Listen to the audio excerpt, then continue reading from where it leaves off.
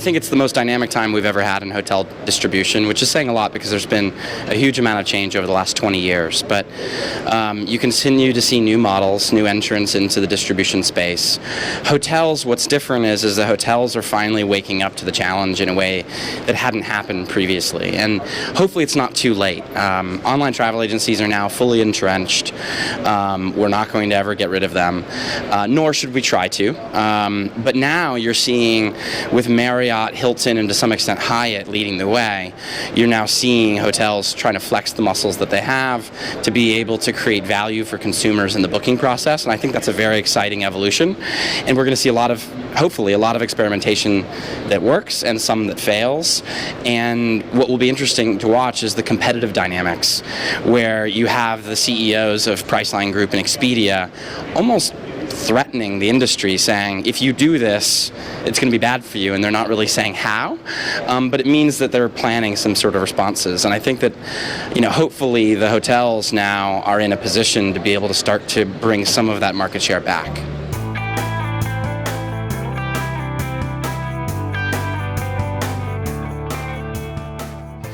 It's unclear. The brands are not always perfectly aligned with the owners. I would say that, the economy of scale argument is a difficult one to make, considering that if you're really focusing on the distribution side, the OTAs are still many, many times larger. And so you have Booking.com, for instance, that has a quasi-hotel brand that they're trying to create with Booking Suite that would have over 100,000 hotels. And so even the combined Marwood company would be very small in comparison to that. So the hope that I have is that by conglomerating more and more brands together, by building more powerful loyalty programs around it that are not just points and tiers, but are actually connecting with guests, building a more trusting relationship, that the sum of the parts of each of them will actually be bigger than what they were individually, and that they can actually grow market share among the types of customers that have been left out before, which are the leisure guests that may only take 2 trips a year,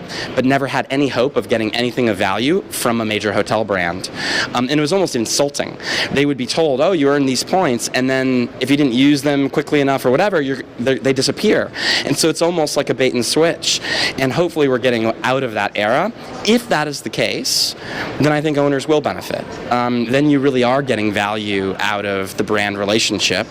If that doesn't take place, I think that it gives Marriott even more leverage over owners, the same way it does give them a little bit more leverage over the distribution partners, and maybe Marriott wins a little bit, and I'm not sure that the owners actually make any more money in the process.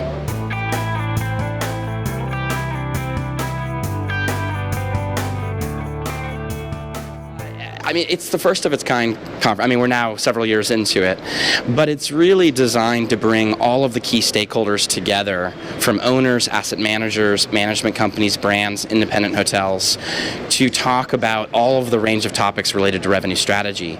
Before, that was only the purview of people like directors of revenue management or people that run distribution.